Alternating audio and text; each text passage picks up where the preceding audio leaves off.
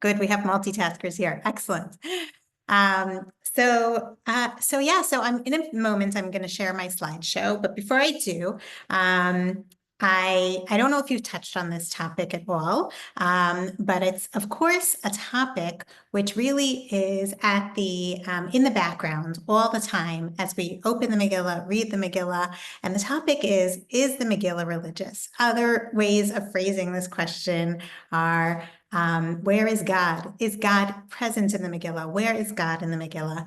And we're going to see that there's really a number of ways of approaching this major question. And first, I want to probe a little bit more why it is such a significant question and what makes Megillat Esther so unique and how we're going to go about this question.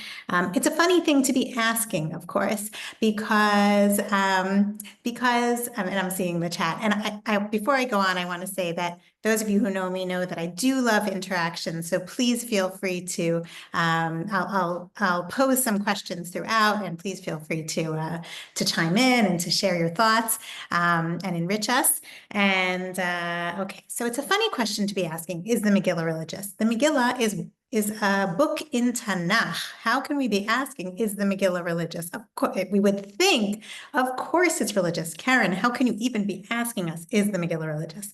And yet, what's the most glaring issue with the Megillah, right? Which now you guys can either write in on the chat or share. What's the most glaring thing that would make us wonder perhaps the Megillah is not religious? Perhaps it's not a book like any other book in Tanakh. There's no mention of Hashem.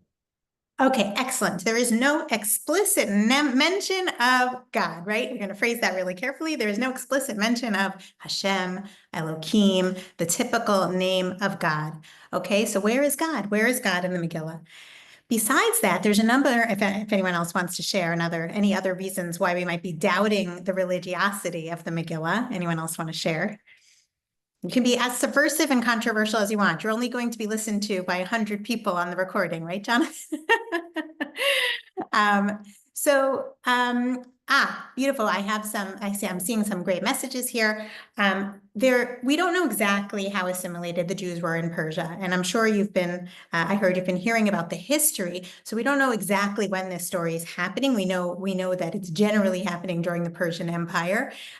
It's looking like the Jews were pretty assimilated, as has been pointed out. The Megillah begins, the beginning of every story is significant. The Megillah begins with this 180-day-long party, which is just a party for Achashverosh to show off everything he has, all his riches, his gold, his silver, his beautiful property, his beautiful palace, to show off his beautiful wife. He is perhaps the most secular, the most materialistic character we come across in Tanakh. And so you ask yourself as you read this first chapter of the Megillah, what is this doing here? And of course, the Midrashim develop themes which talk about the rampant immorality and inappropriate behavior that was going on in this time in Achashverosh's palace. And so all the more so we have to ask, what is this book doing in Tanakh? Now, we have other stories in Tanakh, of course, which are difficult to read, which are difficult topics. This, though, also has about it another layer. The secular academics, people who are not coming from a religious approach, will look at the Megillah and have looked at the Megillah and suggested that it's of a certain kind of literature called carnivalesque, right? It's like a carnival. Everything that's happening there is about God is absent. It's about blurring of boundaries. It's again about things happening randomly. The concept of the poor, of them throwing a lottery, implies that there is no order in this story. Things are very much random. And so all these things together have led some to look at the Megillah and say, well, hang on. Is this actually a religious book? Where is the spiritual? Where is the God? Where is the divine in this book? And so today we're going to look at a number of approaches and a number of hints, a number of allusions that help us understand that, in fact, I will hope you'll all agree with me by the end of this evening that the Megillah is, in fact, a religious book, is a religious book in a very different way from every other book in Tanakh. And that is very exciting. So I'm just going to share my screen. Okay, switch to slideshow. Okay. All right, you guys can see me. Give me a thumbs up. Can see my slideshow. Excellent, excellent. I no longer can see the chats, so you'll have to just shout out something if you want to share with me. Excellent. Okay. Here we go. So, in fact, our question is not so radical. Our question, is the Megillah religious, was actually posed and asked and grappled with at great length by the rabbinic sages. So we're going to see that they themselves questioned whether or not to include Esther in the Tanakh. They had a big question about whether it belonged in Tanakh for all the reasons that we've said.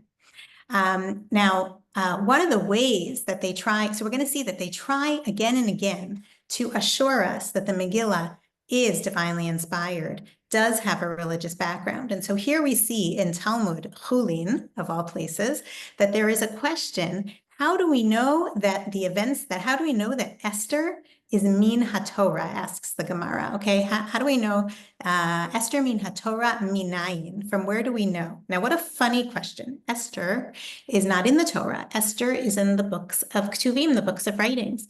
But the rabbis are going to great lengths to share with us that they believe there is a deep religious message in the Megillah that has its roots not only in the books of writings, but even in the Torah itself. And here we get a clue into what is going on in Megillah Esther and why it's written in the way it's written. Says the Gemara, he replied to them, there's a pasuk, okay, in Devarim that says as follows, then my anger shall be kindled against them on that day, and I will forsake them, and I will hide my face from them, and they shall be devoured, and many evils and troubles shall come upon them, so that they will say, have not these evils come upon us because our God is not amongst us? And God says, I will hide my face. Haster astir, okay? I will hide my face on that day for all the evil which they shall have wrought, in that they are turned to other gods. Now now the rabbis are doing something. Wow. First of all, they might just be making a nice linguistic connection between this word, haster astir, I will hide my face from them, and the name, of course, Esther, which we're going to think about a little bit more. So there's a linguistic connection. God's hiding his face, and Esther's name means hiddenness. So there we have a nice linguistic connection. On top of that, the book of Dvarim itself is telling us that there's going to be a time when we rebel, when we assimilate, when we reject God. And at that point, God is going to withdraw. God is going to be more hidden. So perhaps the Gemara is telling us that this is an allusion already in the Torah to the story of Megillat Esther. There's a number of other things that suggest to us that Megillat Esther is not as it seems on the surface. Perhaps in your discussion so far, you've noted that there's a number of similarities a number of parallels between Megillat Esther and other biblical stories. One of the most famous of those is, of course, the story of Yosef. So it's a really big question for commentaries and for us to think about. Why does Megillat Esther have all these parallels to the story of Yosef in the book of Bereshit? Is this something you guys have discussed already? Yeah, yes, yes, a little. We have touched on that on a couple of occasions. So it's something we're familiar with, and I'm sure that you'll build on it. Yes, fantastic. May I make a comment? Yes, please. Yes, you quoted from the Talmud using the concept of I will hide my face, yes, like the word Esther, and another allusion. But nowhere in Megillah Esther does it hint even that the Jews of the sun were assimilated and were idol worshippers. So I really can't see the connection in that Talmudic quotation. Okay, so I agree with you. And as I said, it does not say explicitly that they were assimilated in the Megillah. However, there are hints to it. There are allusions to the fact that, first of all, they may have been at the party, and the rabbis, actually, the sages of the Talmud and the Midrashim, all assume that they were at the party.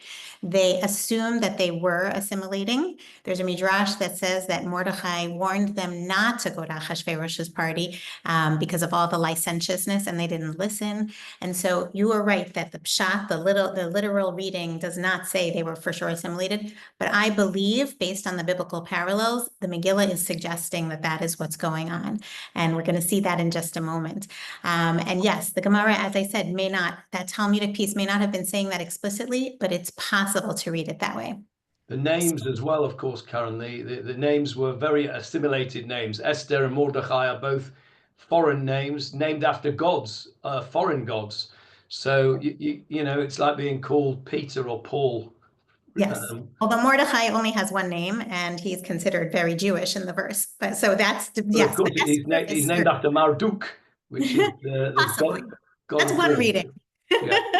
Yes, definitely a possibility.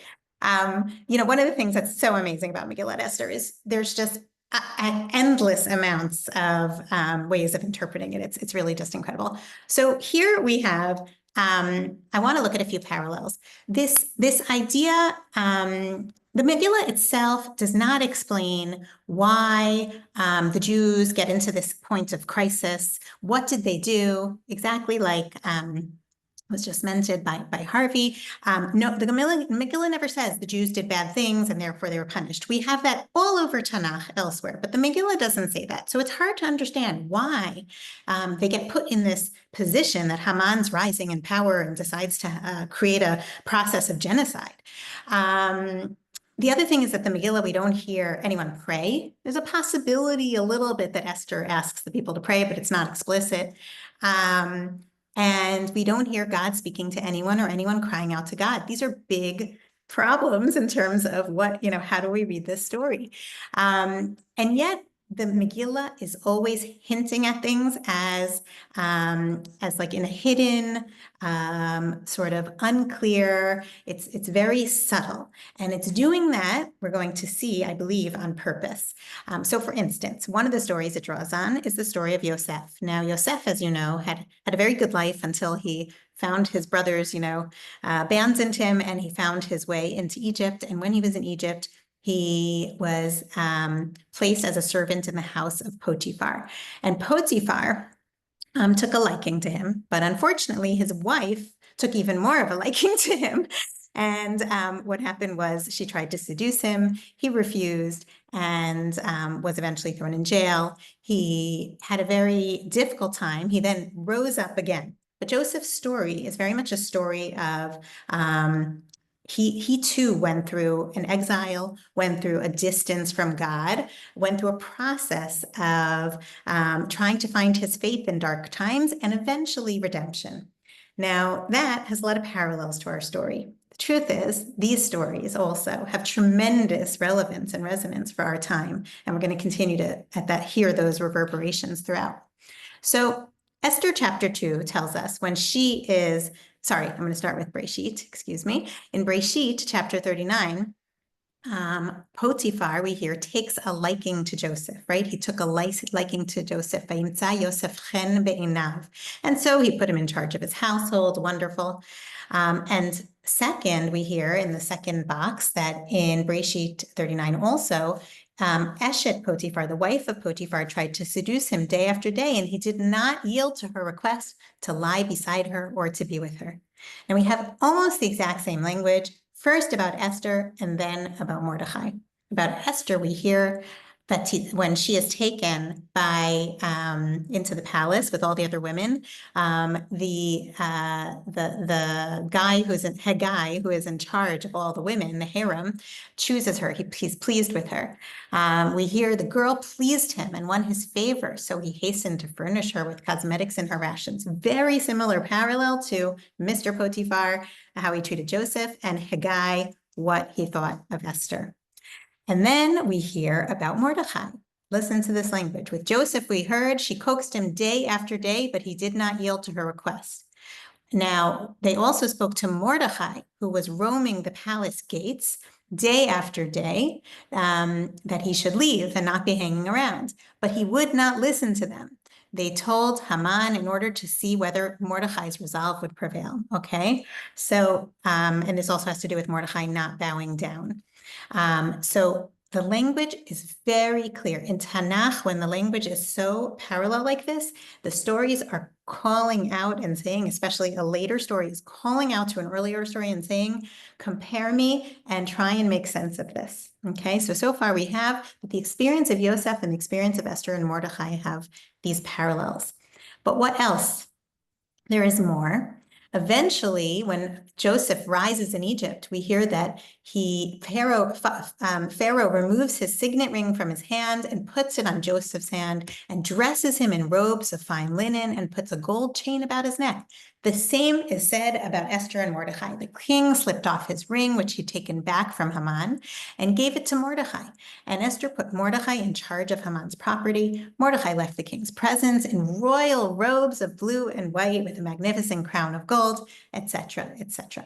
So we see another direct parallel between both Joseph and both Esther and Mordecai. Now, there's something fascinating going on here because it's also highlighting that our story has a power couple as the leaders, the hero, heroine. I mean, they're not a couple, but a power man and woman saving the Jewish people. And in the Joseph story, it's just Joseph. But the story is going back and forth, comparing sometimes Mordecai and sometimes Esther to Joseph. The final connection is that there are not many characters in Tanakh that have two names, and especially that have what's considered their Jewish name and their non-Jewish name. And two of the only examples of this, besides also Daniel, which we don't have time to get into, is Joseph, who's his given name by his father. And in Egypt, he receives the name Tzafnat Paneach. Esther, of course, we're told, also has two names. Esther, which seems to be her Persian name, very possibly connected to the Persian god, and Hadassah, okay? Now, Esther, of course, means hiddenness, right? And we see Mordecai commands her twice to hide her identity when she goes to Ahasuerus's palace. Joseph gets the name Tzafnat Paneach. Tzafnat Paneach also means revealer of secrets, okay? A revealer of like mysteries, okay? So there's in both names something related to this theme of hiddenness and revealing a hiddenness. And so now, once again, we see that Joseph and Esther have this role to play. It's all being hinted at. It's all not explicit, but they have this role to play in the story that they are meant to reveal the hidden face of God to their people. Okay, I'm taking a leap here, but they are in very dark places. They are both taken. They are both in a foreign palace. They are both at the whim of a foreign leader, and they manage to rise and do good for the Jewish people from the place that they are found. And in that way, they together are all examples of faith and redemption in dark times. In this way, just like the Joseph story is clearly religious, because in the Joseph story, we hear that Hashem was with him. The Megillah is drawing on that and saying, we may not hear in the Megillah that Hashem is with Esther and Mordecai, but these allusions to Joseph are reminding us not to worry. God is with them. It's not explicit, but these hints are trying to convey to us. But the big question we still have, and we're going to have for a couple of minutes now, a good few minutes, well, why? Why does Esther have to be different? Why does Megillat Esther have to be different? Why can't it be like Joseph? Why does it have to Why doesn't it share with us that God is with them? Why does God remain hidden? Why is it all hinting and illusions? To further to kind of further show that question even more, there's another story that has tremendous parallels to our story, and that is the story of the beginning of Sefer Shmot, the Jewish people's experience in Egypt. Now, I'm actually teaching an entire year course comparing these two stories, Sefer Shmot and Megillah Esther, so we can't get into everything, but just tiny, tiny taste. Of course, you have a foreign leader oppressing a people, trying to wipe out the Jewish people, trying to have a plan, a strategy of genocide. You have a leader who comes up through that, through the palace, through the non-Jewish leaders' palace, Moshe and Esther, who comes to redeem the Jewish people. There's many, many, many other examples, but we won't be able to go through all of them here. But one example that I want to focus on with you is that in both stories, there's a tremendous emphasis on names and also on the absence of names, of namelessness and anonymity. And there's a reason for that, okay, on let's say, hiddenness of names. So we're just going to read for a moment about the hiddenness in the beginning of Book of Shmot, the hiddenness of names. So here, and you can read along in the original if you have, I didn't want to burden you with too much original on the slideshow. In the beginning of Shmot, we hear, of course, a new king arose over Egypt who did not know Joseph. And he said to his people, look, the Israelite people are much too numerous for us. Let us deal shrewdly with them so that they may not increase. Otherwise, in the event of war, they may join our enemies in fighting against us and rise from the ground. So they set taskmasters over them to oppress them with forced labor, and they built garrison cities for Pharaoh, Pitom, and Ramses. But the more they were oppressed, the more they increased and spread out. So the Egyptians came to dread the Israelites. Okay, two stories of tremendous anti-Semitism and unfounded anti-Semitism. The Egyptians ruthlessly imposed upon the Israelites the various labors that they made them perform. Ruthlessly, they made life bitter for them with harsh labor and mortar and bricks and with all sorts of tasks in the field. It goes on and on. The king of Egypt spoke to the Hebrew midwives, one of whom was Shiphrah and the other was Puah, saying, when you deliver the Hebrew woman, look at the birth stool. If it is a boy, kill him. If it is a girl, let her live.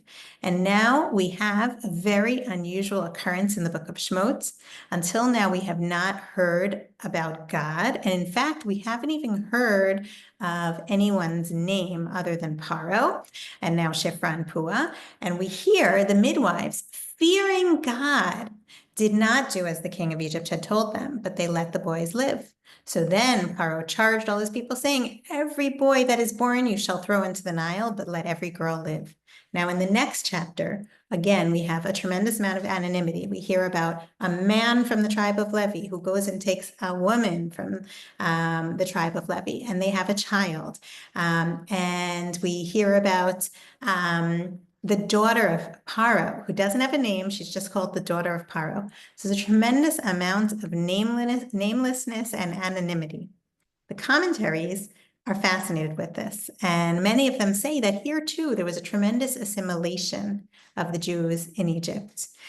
And then the first person who's named in our story at the end of chapter 2 is the Savior, is Moshe.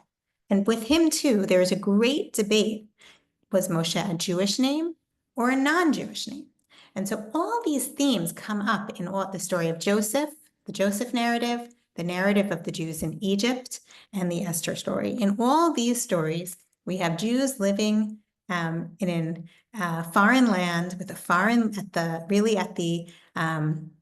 the whim of a foreign leader, where in both Shmot and Esther, there winds up being a call to genocide of the Jewish people, tremendous amounts of anti-Semitism, and this question with the names of, does the lack of names, does their names that sound non-Jewish say something about where the Jews are at this point? And does the absence of God's name, except by the midwives, say something about where God is in this story? So Nechama Leibowitz, brilliant biblical commentator, puts her finger on this and says really beautifully, reads this literarily in a way that really explains what's going on in the Shemot story. And when we read what's going on in the story of Exodus, we have in mind our story, Megillah Esther, which is drawing on, again, many of these names and themes and ideas. So Nechama Leibowitz says as follows. Let us now shift our attention from the things conspicuous by their presence in this chapter to something conspicuous by its absence. Hitherto, there has been no reference, direct or implied, to the name of God, except in connection with the midwives. So in the first 2 chapters of Shemot, almost until the very end of those 2 chapters, we do not hear God's name, except by the midwives. Where had he disappeared to? Had he abandoned the world? Surely he had promised on the occasion of Jacob's departure for Egypt that I shall go down with you to Egypt, and indeed I shall surely raise you up from there. Where was he to be found in light of the bondage, the persecution, and the suffering? It appears that the text wished to give expression, not by explicit teaching or violating the narrative framework, to the Jewish people's sense of abandonment by God in the midst of its suffering. Admittedly, patriarchal traditions of promise and fulfillment of an end of their exile and ultimate redemption had survived. But where was God now? Perhaps the sense of gradual abandonment by their God had indeed been paralleled by his actual obliviousness to their condition. The non-recurrence of the divine name in these 2 chapters may well symbolize the impenetrable barrier that separated him from the generation of the bondage. His absence from the record bore witness to a similar lacuna in their religious consciousness. So before we go on, Nechama Leibowitz is saying something brilliant here. She's saying we hear his name come up by the midwives because they were such spiritual, righteous women. But besides that, God's name is absent, even though God had assured Jacob that he would be with them. And so that absence is leaving open for us the question of where is God, and perhaps is giving us a glimpse into what these poor Jews in Egypt were thinking when they thought, that's it. Perhaps God has abandoned us, and perhaps that's why God's name is not being mentioned.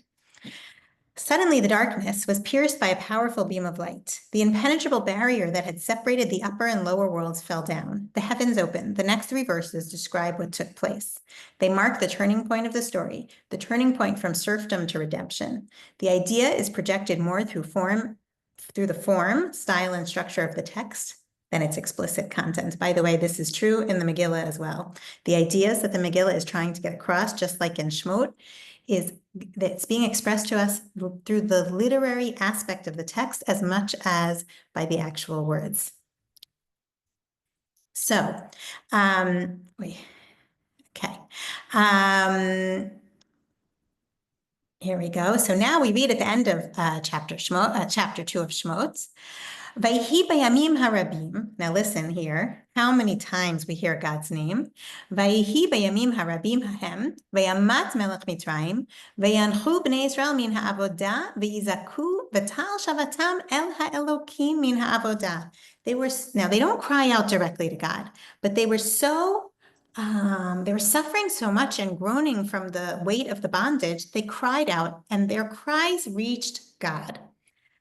And then, Vayishma Elokim et nakatam, Vayizkor Elokim et brito, et Abraham, et Yitzchak, ve'et Yaakov.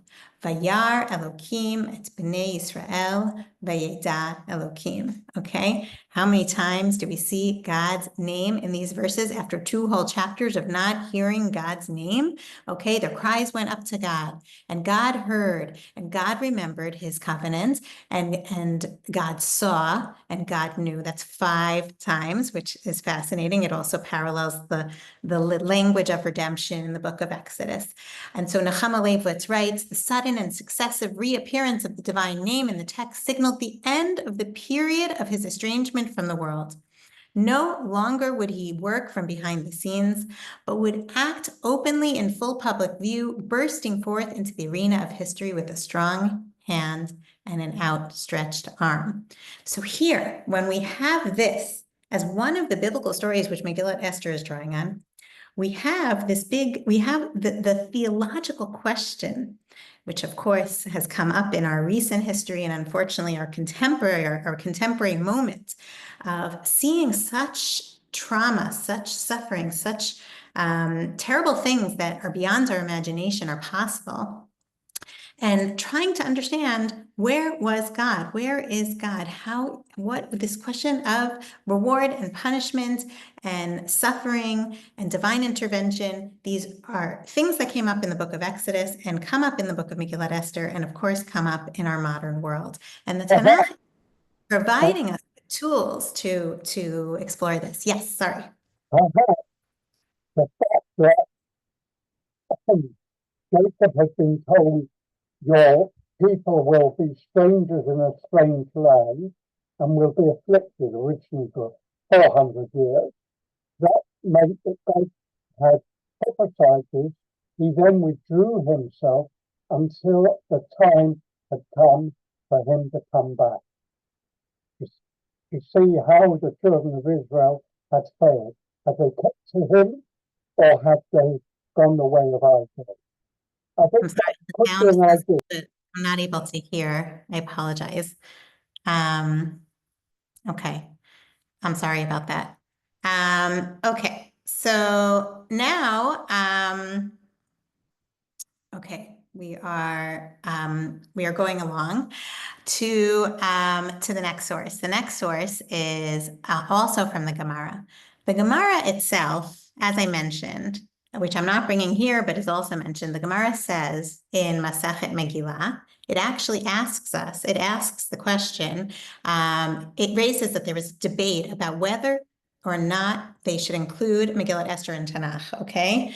And in the end, obviously it was included, but the fact that they had a Havamina question about whether to include it shows that the rabbis themselves were trying to find the religious aspect of this book. There's no way this book can be in Tanakh and not have religiousness, have godliness, have our values at its roots. And so listen to what the Gemara says. It looks for verses that prove that this book was divinely inspired.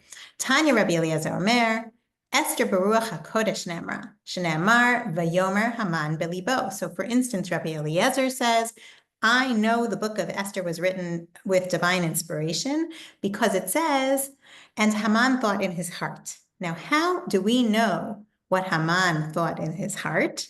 Only could we know that if the book was divinely inspired. And Rabbi Akiva says, Esther Baruch HaKodesh Nemra Shenemar V'tihi Esther Noset Chen Be'enei Kol Ro'eha. Esther obtained favor in the sight of all who looked upon her. How could we know this? We could only know this if Esther was written with the divine spirit. Okay, the rabbis go on, they quote other verses, but the long and the short of it is that they're all trying to say that the book of Esther is divinely inspired. Okay, now I want to look at some modern scholars. We're going to go back to the ancient sources soon, but two modern thinkers give a perspective now. We've shown that there's definitely religious roots to the Megillah, but the question is, why does it have to be this way? Why does it have to be written in this hidden way? And so let's see what Yoni Grossman says. Yoni Grossman, who is a professor of Tanakh and has written about many books in Tanakh, says as follows. I believe that even if the above two reasons may possibly be correct, sorry, I didn't bring them, they miss the literary quality that emerges from a book of this sort being written in this style. He's talking about believing that Megillah Esther, he suggests the possibility of academics that say that it doesn't have a religious view, and he rejects that. He says, it seems to me that the tension between the revealed reality and the concealed causes that bring it about is one of the fundamental questions that the narrative seeks to clarify. Is reality really as it appears at first glance? Are honor and glory really in the hands of the king, such as that he decides who will be honored and who will be scorned? Is the obliteration of the Jews really dependent on the whim of a mortal ruler or viceroy? Is the nullification of the decree of annihilation dependent on the king's free will? At first, it does indeed seem that the narrative is built and continues to develop upon these foundations. But a reader attuned to the messages beneath the surface discovers a different world according to which the order of reality is determined on the basis of altogether different parameters. In this context, it is not sufficient for the narrative to contain concealed messages, which we may assert of every narrative qua narrative, but these concealed messages actually assert the opposite of what the revealed plane is expressing. So Yoni Grossman is saying that in the beginning of the Megillah, everything seems one way. It's presented as though this is the reality, this is the truth. And what happens in the Megillah is nahafochu. All of this is turned on its head. It is presented one way and needs to be read.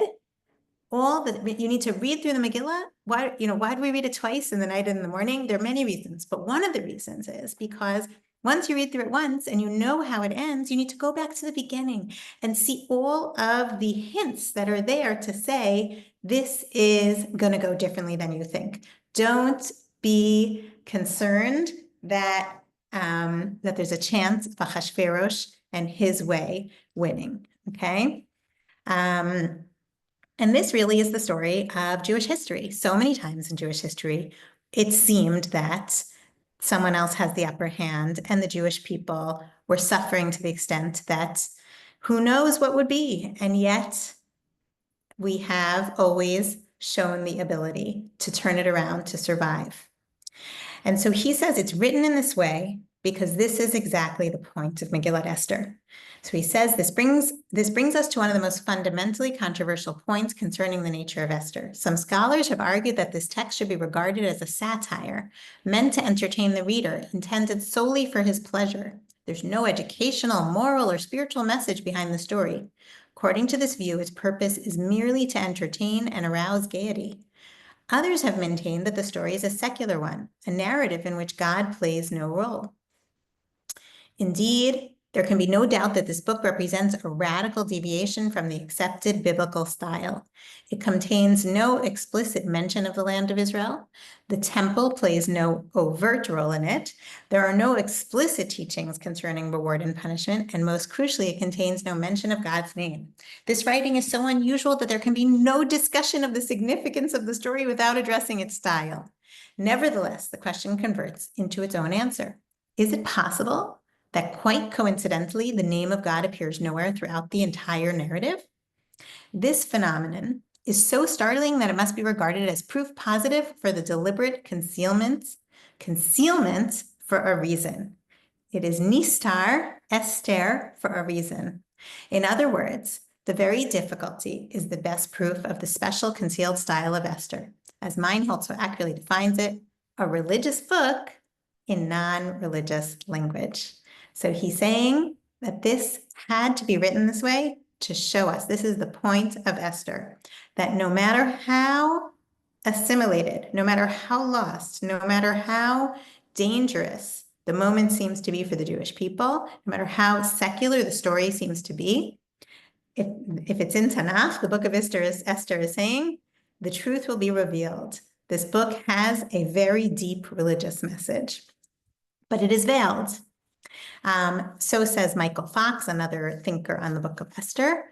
God in Esther is indeed veiled. As the popular metaphor puts it, a veil suggests there is something behind it and invites us to look through. But when we look through this one, we do not see the sturdy old faith that so many readers assume must be back there somewhere. We see a light, but it shimmers. In other words, instead of the clear mention of God and the way that God acts in other biblical books, the sturdy old faith, we only see signs of a faint reflection of God's presence. If we look carefully, a light that shimmers. So I want to pause for a moment before we read on and ask you, I'll go back here. Why do you think this is? Why is the Megillah, why is it presented like this? Why is it veiled? What is the point? Why did God want us to have this book in Tanakh?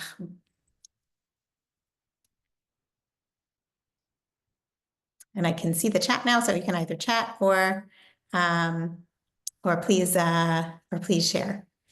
Karen, I have a thought. Hi.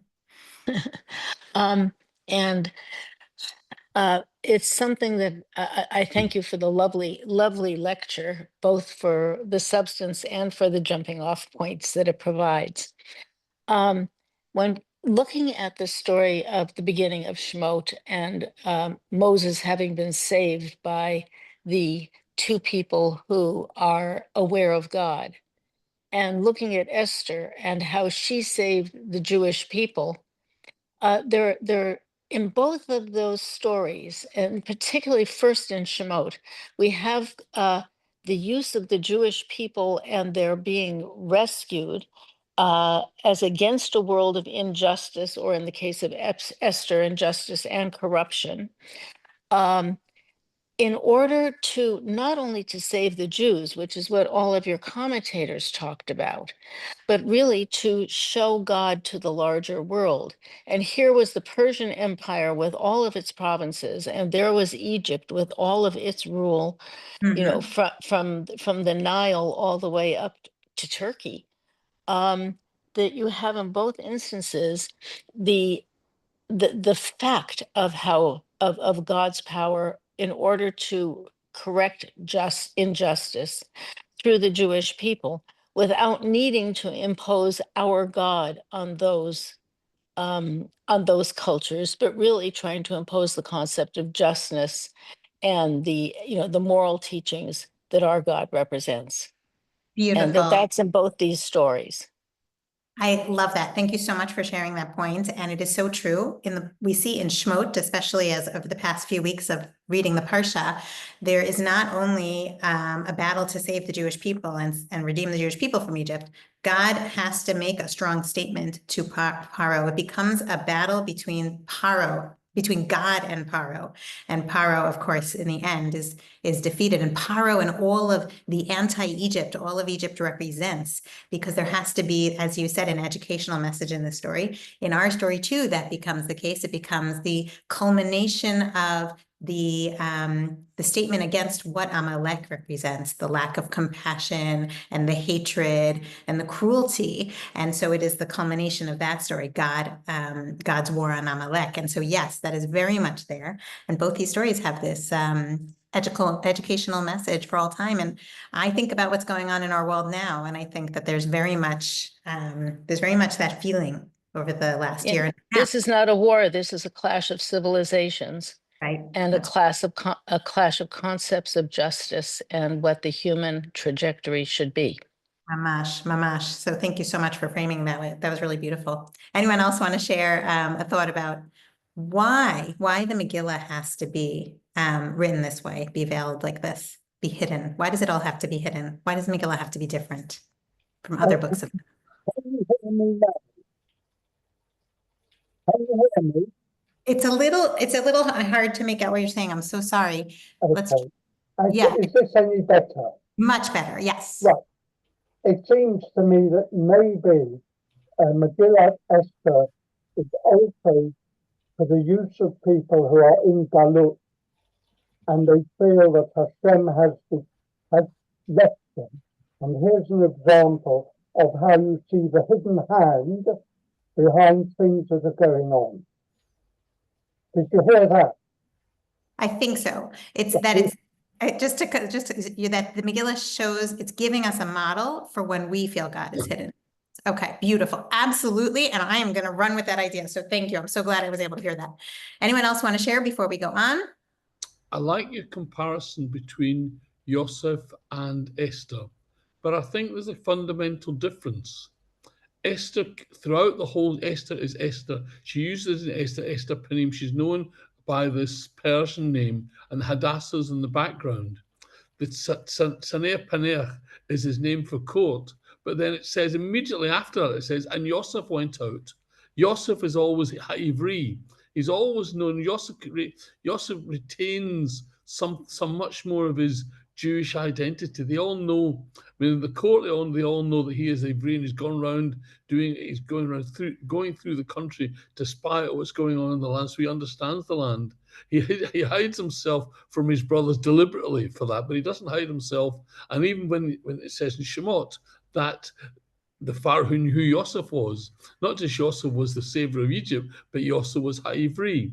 Where Esther, it's a totally different ball game. They both, Mordechai and Esther, are using the vernacular names. My name is Brian, my other name is Shabtai Yosef. I don't use Shabtai Yosef. I mean, in Israel, I use Shabtai Yosef, but in England, it's not something in Scotland. So I was born, you couldn't use that name because nobody would understand it. In the same way, this is so. I think the book's trying to tell you something, that even though it's speaking to those who are so far away from Yiddishkeit, even when they're so far away, that can be brought back. And what appears, you can define Esther in historical terms, but there's much more going on underneath the surface. Beautiful. I love that. And, the Midrashim insert into the Megillah so much of this religiosity. They say that Esther had, when it said that Esther had 7 ladies in waiting, the Midrash says that she named each one a day of the week, so she knew when to keep Shabbat, which, by the way, just brings up the echoes of what we've been hearing from the 5 female soldiers who were freed and what they were trying to do in terms of keeping keeping their Jewish identity while under Hamas captivity, which is just unbelievable. And it says that the Midrash builds her up as praying and only eating kosher in Achashverosh's house. And it's really quite amazing. But yes, I think that they're grasping to believe that that's where she was. And you're right, that it's not so clear as we read the story. Okay. Okay, I want to go on and talk a little bit more about, can we actually see the hands of God, the name of God in the Megillah? Now, there's a couple of hints in the Megillah to the fact that God's presence actually is there. Again, it's not explicit. So, for instance, and that the book has a religious character. When Achashverosh has his party, so many of the aspects of the party recall the vessels of the Mikdash. I'm sure you talked about that. And if not, you can text me later. I'll send you some examples. The word dat, which means law, but which also means, right, dati, religious, appears in the Megillah very often. It appears more than, I believe, 20 times. And so it's almost like saying, you think this isn't a religious book? Really, it's a religious book. Esther does call on the Jews to fast on her behalf, which is a religious act. And then we have the suggestion that God's name is actually there. It's just more subtle than we may have thought. So, for instance, when Mordechai tells Esther that she has to not keep silent and rather stand up for her people, this is what he says in chapter 4 of the Megillah. It's a major turning point for Esther. Kim hacharesh tacharishi ba'et hazot revach v'hatzala ya'amod leyudim mimakom acher ve'at uveit avich tovedu umiyodea im la'et kazot higat lemalchut. So says the Megillah, says Mordechai to Esther, if you keep silent, relief and deliverance will come to the Jews from another place. Now, that of course can be read just literally like somewhere else, someone else. Or it can be read as mi makom acher. Now, what is makom? Makom in Tanakh, I know what you're all thinking, we're going to see in a moment, makom later on means God. But makom in Tanakh means the place where the temple is built. Okay, so it does have a holy status. But makom in rabbinic literature is the name of God. Okay, we say at a Shiva house, ha-makom yenachem etchem, right? It's a name of God. And so perhaps we are starting to see that God's name is in the Megillah more than we realize. In the Midrash Rabbah and Esther Rabbah, we hear, in source 8, for if you are silent, if you, Esther, are silent now and refrain from advocating on behalf of your nation, ultimately you will be silent in the future and you will have no claim, you will have no legacy. Why? Because you have the opportunity to perform good during your life and you will fail to do so. Do you think the Holy One, blessed be He, will abandon Israel? In any case, He will provide them with a Redeemer, because that is what is written. Relief and deliverance will arise for the Jews from another place. So this is reading that as God will provide another Redeemer if you don't take the ticket. But you can also read it as God, right? Hamakom, and I think that's what the Midrash is doing. The most famous example of perhaps God's name appearing in the Megillah is the fact that sometimes the Megillah refers to Achashverosh as Hamelech Achashverosh, and other times we just have a Hamelech, the king. And the Midrash has suggested that the rabbis have suggested that this single reference to just the king is once again a veiled allusion to God. So the most famous of these times when the whole Megillah gets reversed and Haman winds up being set for execution and Mordechai winds up being saved, all starts in the beginning of chapter 6 of Esther, where we hear that the king's sleep was disturbed and he ordered the book of records. So we hear Balayla hahu in source 9, Nadida shnat hamelech, vayomer lavi et sefer hazichronot divrei hayamim, vayu nikraim lifnei hamelech. His sleep was disturbed. Whose sleep? Hamelech. What does the Talmud say about this? It says, Balayla hahu nadida shnat hamelech, amar Rabbi Tanchum, nadida shnat Malko Shel Olam. It was the sleep of the King of Kings who was disturbed, the sleep of the Holy One, blessed be He. Of course, there are other suggestions that it was actually the sleep of Achashverosh, but even if it was Achashverosh's sleep, do we not see the hand of God behind the scenes in this story? And this continues to be a theme that runs through the Talmud and the Midrashim. Okay, I want to just share Rav Yoel bin Nun, also, who is a rabbi from the Gush Etzion, from Har Etzion, who is a tremendous scholar in Tanakh, also teaches us that the Megillah is written in a way, and we still have to answer our question, is written in a way that that begs us to see God's hands in this story. So I'm just going to read these 2 paragraphs that are bolded, and then I'm going to share with you a thought. If we had in our possession the Tanakh without the Megillah, we would know God only in every place and situation where God can be directly named. The Megillah comes to complement this deficit and to teach us that God is found secretly, also in those places where God cannot be named. And I think this is what Brian was saying earlier. In this way, Megillat Esther completes the Tanakh. It was deliberately written in such a radically secular style to teach us that divine providence exists in places and situations far from the realm of holiness, and that God's hand directs the world, even in places where God appears to be hidden.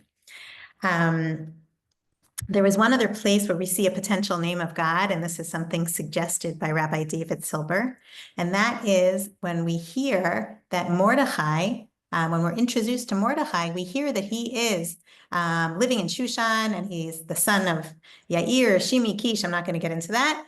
And eventually we hear that he was part of the exile of Yechoniah, okay? And Rabbi Silber says about this, that Yechoniah is related to the word Yachin Hashem. You see Yechoniah and Yachin, I'm going to turn on my laser. Yechoniah and Yachin Hashem. And that word appears elsewhere in the Megillah and highlights that God is preparing the Geulah already in chapter 2 by preparing in God's name Mordechai's appearance on the scene.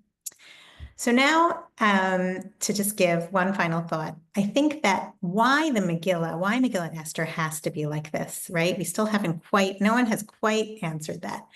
I think that we've had some beautiful ideas. And I think that if you think about the Megillah and Purim as being a holiday of the rabbis, of the Chachamim, right? All the other holidays are biblical. Purim appears in Tanakh, but it's a holiday instituted by the rabbis in the end of the day. It's a rabbinic chag, a rabbinic holiday. And the story itself marks a transition. It marks a transition from a time where we had prophets and judges and people who had a direct line to God to a time where our leaders don't necessarily. And I think that this is why Megillat Esther is so resonant and has such an enduring message for us today, because that is where we are. Our Judaism is much more similar to rabbinic Judaism than it is to biblical Judaism in this sense of not having that direct line from God. And so I think that the Megillah is providing us with this template, this blueprint for how to survive and thrive in a world where we're not going to know. We have other stories like in Shmot and Yosef of God's hiddenness and finding faith in God even in dark times. but they get to hear the voice of God. In Megillah Esther, that's not there. That's more like our world. And so we can look at Megillah Esther and take it with us and let it have such resonance for our time. And I'll just close with this one image, which has stayed with me, and I cannot get out of I'm sure you too cannot get out of your mind, this beautiful image of a Gamburger, one of the hostages being freed.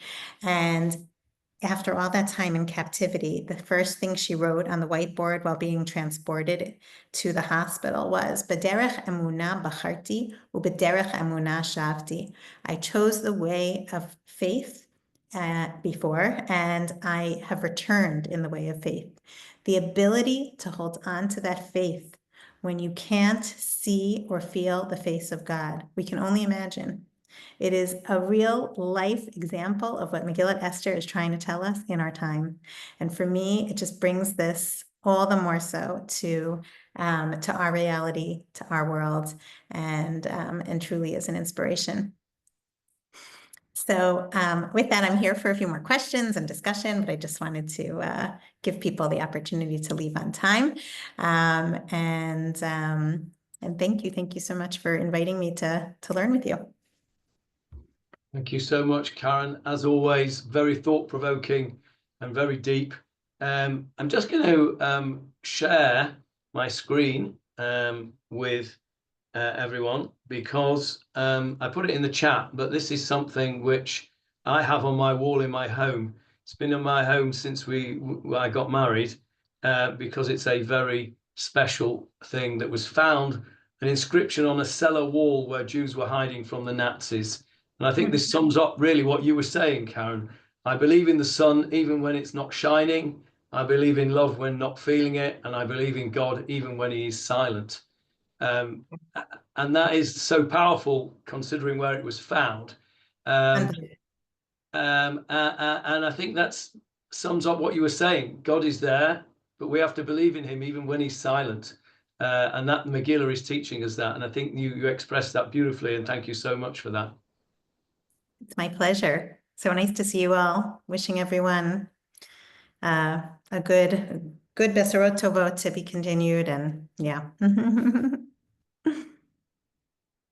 Hi, that's all, everybody. Thank you very much for joining.